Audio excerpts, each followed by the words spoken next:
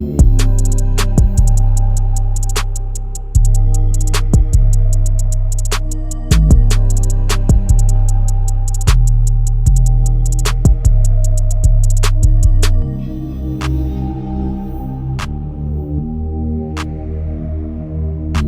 back to the Team to Beat Miami Heat podcast, your one-stop shop for daily Miami Heat content. My name is Amir. So there's a few stories I want to share. I wasn't able to get to this yesterday. I am currently on the East Coast with my wife and family at her lake house. So been busy, but there are a few things that I do want to discuss on today's episode. First, I want to talk about Simone Fontecchio, who we acquired from the Detroit Pistons in the Duncan Robinson trade. And there's been some rumors and speculation that we might waive him, and I think that'd be a mistake for sure.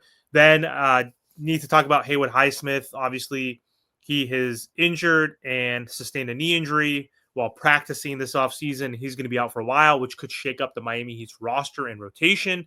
So let's get into that. So first, I want to talk about Simone Fontecchio and how the Miami Heat might be looking to waive him, essentially to save money. So he is on an expiring contract. He's about to earn $8.3 million this upcoming season, which is not a bad contract.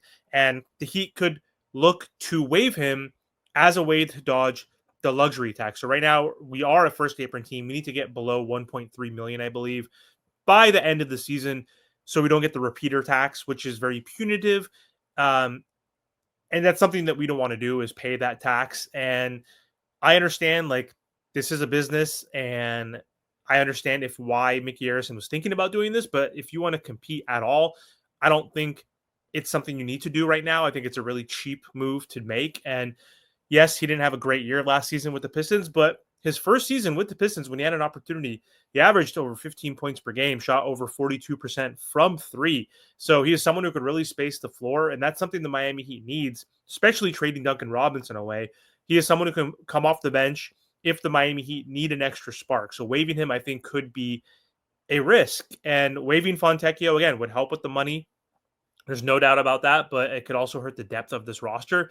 If injuries hit, which the Miami Heat always seem to deal with a lot of injuries, then he's a guy that you would need to step up. And if we don't have him, then you're going to have to rely more on other players. And we already saw, like, Haywood Highsmith got injured in practice this offseason.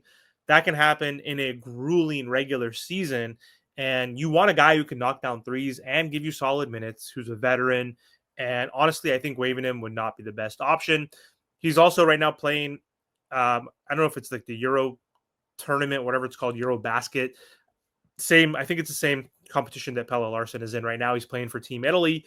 He scored 21 points on 3 for 5 shooting from deep. So he is someone, again, that could space the floor for us and help us with three-point shooting, which is what we desperately need, especially off of the bench, because we have guys like Jaime, Nico, and Pella. Like, a few of those guys are inconsistent. Davion Mitchell, like, had a great year last year shooting the rock, but we need someone who could score and hit that three. So I hope we keep him.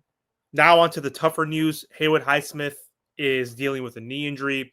He just had successful knee surgery to fix a meniscus tear in his knee. He's expected to miss 8 to 10 weeks, which means he could miss the start of training camp. He should be good to go, in theory, close to the regular season. He is a key piece off the bench. Again, we're losing depth. We're losing one of our best point of attack defenders, perimeter defenders. He is a Swiss Army knife type of player. He's able to guard multiple positions.